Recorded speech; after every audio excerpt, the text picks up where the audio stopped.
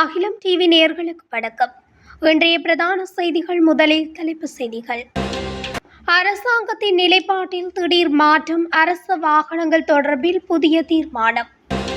இராஜாங்க அமைச்சர் ஒருவருக்கு எதிராக சபையில் நம்பிக்கையில்லா தீர்மானம். விவசாயிகளுக்கு அரசாங்கம் வெளியிட்ட மகிழ்ச்சியான செய்தி. போலீஸ் அதிகாரி மீது கொலைவெறி தாக்குதல். ஆயுதமேந்திய குழு அட்டகாசம். துறைமுகங்களில் 2000க்கும் மேற்பட்ட வாகனங்கள் தேக்கம். மீண்டும் உயரும் விலை. லிந்துலையில் குளத்தில் குளிக்கச் சென்ற இளைஞர் நீரில் மூழ்கி உயிரிழப்பு. செம்மணியில் நடந்த அட்டூழியங்கள். நீதி கோரி ஆஸ்திரேலிய நாடாளுமன்றில் ஒலித்த குரல். தாய்வானில் கனமழை. 4 உயிரிழப்பு. இணையவழி சூதாட்டத்தில் ஈடுபட்ட 11 இந்தியர்கள் கைது. மனைவியை கொலை செய்தவருக்கு மரண தண்டனை. திருகோணமலை மேல் நீதிமன்றம் அதிரடி தீர்ப்பு. தொடர்பென விரிவான செய்திகள். அரசாங்கம் வாகனங்களை தனிப்பட்ட பாவனைக்கு பயன்படுத்த அனுமதிக்கும் வகையிலான சுற்று நிரூபம் ஒன்றை அரசாங்கம் வெளியிட்டுள்ளமை தெரிய வந்துள்ளது.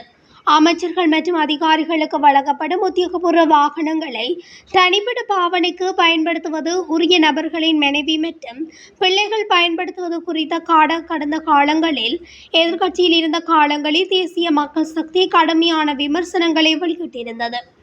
எனினும் தற்போதைக்கு அரசாங்க அதிகாரத்தை கைப்பற்றி கொண்டவுடன் தேசிய மக்கள் சக்தியின் முன்னிய நிலைப்பாடு முற்றாக மாற்றமடைந்துள்ளது. அதன் பிரகாரம் அமைச்சர்கள் மற்றும் அதிகாரிகளுக்கு வழங்கப்படும் வாகனங்களை தனிப்பட்ட தேவைகளுக்கு பயன்படுத்தவும், அவர்களின் மனைவி பிள்ளைகள் பயன்படுத்தவும் அனுமதி அளிக்கும் வகையிலான சுற்று நிரூபம் ஒன்று அரசாங்கத்தினால் வெளியிடப்பட்டுள்ளது. கடந்த பிப்ரவரி 12ஆம் தேதி ஜனாதிபதி செயலாளர் நந்திக சனத்குமார் நாய்க்கு குறித்த சுற்று நிரூபத்தை வெளியிட்டுள்ளார். குறித்த சுற்று நிரூபத்தின் பிரகாரம் அமைச்சர்கள் மற்றும் அதிகாரிகளுக்கு வழங்கப்படும் வாகனங்களின் உத்தியோகபூர்வ சாரதிகள் இல்லாத நேரங்களிலும் குறித்த வாகனங்களை பயன்படுத்துவதற்கு அனுமதி வழங்கப்பட்டுள்ளது. பொதுமக்கள் பாதுகாப்பு இராஜாங்க அமைச்சர் அருண ஜெயசேகரவுக்கு எதிராக நம்பிக்கையில்லா தீர்மானத்தை நாடாளுமன்றத்தில் சமர்ப்பிக்க ஐக்கிய மக்கள் சக்தி தீர்மானித்துள்ளது. எதிர்க்கட்சித் தலைவர் சஜித் பிரேமதாச தலைமையில் நடைபெற்ற நாடாளுமன்ற கூட்டத்தில் இந்த தீர்மானம் மேற்கொள்ளப்பட்டுள்ளது. உயிர்த்த ஞாயிறு தாக்குதல் தொடர்பான விசாரணைகளை பொதுமக்கள் பாதுகாப்பு இராஜாங்க அமைச்சரின் தலையீடு பாதிக்கலாம் என்பதற்காகவே இந்த தீர்மானம் எட்டப்பட்டுள்ளது. உயிர்த்த ஞாயிறு தாக்குதல் நடந்த நேரத்தில் அருண ஜெயசேகர கிழக்கு மாகாணத்தின் இராணுவ கட்டளை தளபதியாக செயற்பட்டதால் அவரின் தலையீடு விசாரணைகளை பாதிக்கலாம் என கூறப்படுகிறது. அத்துடன் வேறு பல அம்சங்களை அடிப்படையாக கொண்டும் நம்பிக்கையில்லா தீர்மானம் முன்னெடுக்கப்படும் எனவும் தெரிவிக்கப்பட்டுள்ளது. குறித்த நம்பிக்கையில்லா தீர்மானத்தின் வரைவு குறித்து நாளைய தினம் கட்சி உறுப்பினர்களுடன் எதிர்க்கட்சி தலைவர் விவாதிக்க உள்ளமை குறிப்பிடத்தக்கது. விவசாயிகளுக்கு நஷ்ட ஈடு வழங்கப்பட உள்ளதாக வர்த்தக வாணிப உணவு பாதுகாப்பு மற்றும் கூட்டுறவு அபிவிருத்தி அமைச்சர் வசந்த சமரசிங்க அறிவித்துள்ளார். நாடாளுமன்றில் இன்று உரையாற்றும் போதே அவர் இதனை குறிப்பிட்டுள்ளார். மேலும் காப்புறுதி செய்துள்ள விவசாயிகளுக்கு மட்டுமே நஷ்ட ஈடு வழங்கப்படும் எனவும் வசந்த சமரசிங்க தெரிவித்துள்ளார். இதேவேளை தற்போது சிறுபோக அறுவடை ஆரம்பிக்கப்பட்டுள்ள நிலையில் நெல்லுக்கான உரிய விலை நிர்ணயிக்கப்படவில்லை எனவும் விவசாயிகள் குற்றம் சுமத்துகின்றனர். இந்த நிலையில் விவசாயிகளுக்கு உரிய தீர்வு வழங்கப்படும் எனவும் அதற்காக கால அவகாசம் தருமாறும் விவசாய அமைச்சர் KD லால்காந்த தெரிவித்துள்ளமை குறிப்பிடத்தக்கது.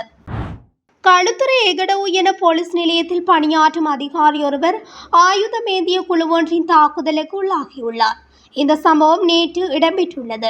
நாகுட வெனிவெல்கொட பகுதியில் உள்ள தனது வீட்டில் இருந்த போது இந்த தாக்குதல் நடத்தப்பட்டுள்ளது. வாள்கள் மற்றும் தடிகளுடன் ஆயுதமேந்திய 10 பேர் கொண்ட குழு அந்த போலீஸ் அதிகாரியை தாக்கியுள்ளது. காயமடைந்த போலீஸ் அதிகாரி களுத்துறை போதனா வைத்தியசாலையில் அனுமதிக்கப்பட்டுள்ளார். போதைப்பொருள் கடத்தல்காரர்களுக்கு எதிராக சுவரொட்டிகள் ஒட்டுவதற்கு நடவடிக்கை எடுத்திருந்ததால் ஆத்திரமடைந்த குழுவினர் இந்த தாக்குதலை நடத்தியதாக விசாரணையில் தெரிய வருகின்றது. புதிதாக இறக்குமதி செய்யப்பட்ட 2000க்கும் மேற்பட்ட வாகனங்கள் 2 மாதங்களுக்கு மேலாக கொழும்பு மற்றும் ஹம்பாந்தோட்டை துறைமுகங்களில் தேங்கி நிற்பதாக தகவல்கள் வெளியாகியுள்ளன. இதனால் மேலதிக வாகனங்களை இறக்குவதில் கடுமையான தளபாட சிக்கல்கள் ஏற்பட்டுள்ளதாகவும் தகவல் அறிந்த வட்டாரங்கள் தெரிவிக்கின்றன. அண்மையில் ஹம்பாந்தோட்டை துறைமுகத்துக்கு வந்த புதிய வாகன தொகுதியை ஏற்றி வந்த கப்பல் தேக்க நிலை காரணமாக இடமில்லாததால் பல நாட்கள் நிறுத்தி வைக்கப்பட்டுள்ளதாக கூறப்படுகிறது. சுங்க வட்டாரங்களின்படி 3ஆம் தரப்பு நாடுகள் மூலம் திறக்கப்பட்ட வங்கிக் கடன் கடிதங்களை பயன்படுத்தி இறக்குமதி செய்யப்பட்ட ஜப்பானிய வாகனங்கள் விடுவிக்கப்படாததால் இவற்றில் 1000க்கும் மேற்பட்ட வாகனங்கள் தடுத்து வைக்கப்பட்டுள்ளன. மே 27 அன்று எழுந்த இந்த பிரச்சினை தீர்க்கப்படாமல் உள்ளது. இதனால் அரசாங்கம் தெளிவான கொள்கை பதிலை வழங்க தவறியதால் பல இறக்குமதியாளர்கள் சட்ட நடவடிக்கை எடுக்க வேண்டிய கட்டாயம் ஏற்பட்டுள்ளது. இந்த வாகனங்களுக்கான தாமத கட்டணங்கள் தற்போது நீடிக்க முடியாத அளவை எட்டியுள்ளதாகவும் வட்டாரங்கள் தெரிவித்துள்ளன. ஒரு வாகனத்துக்கு கட்டணங்கள் ரூபாய் 5 லட்சம் வரை அதிகரித்துள்ளதாகவும் கூறப்படுகிறது. லிந்துலை லோகி தோட்டத்தில் உள்ள குளத்தில் நண்பர்களுடன் குளிக்கச் சென்ற இளைஞன் ஒருவர் நீரில் மூழ்கி உயிரிழந்துள்ளார். குறித்த சம்பவம் நேற்று மாலை இடம்பெற்றதாக லிந்துலை போலீசார் தெரிவித்தனர். உடப்புசிலாவ எனிக் தோட்டத்தைச் சேர்ந்த 20 வயதான அருமை வாசகம் கமலராஜா என்பவரே உயிரிழந்தவர் ஆவார். குறித்த இளைஞன் உடப்புசிலாவ பகுதியில் இருந்து தலவாக்கலை பகுதியில் உள்ள ஒரு கடையில் தொழில் புரிந்து வந்தவர் எனவும் நேற்று லிந்துலை லோகி தோட்டத்தில் உள்ள 4 நண்பர்களுடன் குளிக்க வந்த நிலையிலே இவ்வாறு உயிரிழந்துள்ளதாகவும் தெரிய வருகிறது. நண்பர்களுடன் நீராடி கொண்டிருந்த போதே குறித்த நபர் நீரில் மூழ்கி காணாமல் போயுள்ளார். இதனையடுத்து நேற்று மாலை லிந்துலை போலீசாரும் பிரதேச மக்களும் இணைந்து குறித்த இளைஞனின் சடலத்தை குளத்தில் இருந்து மீட்டுள்ளனர். பிரேத பரிசோதனைக்காக சடலம் நுவரெலியா மாவட்ட வைத்தியசாலைக்கு கொண்டு செல்லப்பட்டுள்ளதோடு பரிசோதனைகளின் பின் சடலம் உறவினர்களிடம் ஒப்படைக்கப்படும் என வைத்தியசாலை வட்டாரங்கள் தெரிவித்துள்ளன. யாழ்ப்பாணத்தில் உள்ள செம்மணி மனித புதைகுழியில் இருந்து வெளியாகும் தகவல்களை தொடர்ந்து நீதி மற்றும் பொறுப்புக்கூறலுக்காக ஆஸ்திரேலியா செனட் உறுப்பினர்கள் அழைப்பு விடுத்துள்ளதாக தகவல் வெளியாகியுள்ளது. நாடாளுமன்றத்தில் நேற்று இது தொடர்பான அழைப்பு விடுக்கப்பட்டுள்ளதாகவும் தெரிவிக்கப்பட்டுள்ளது.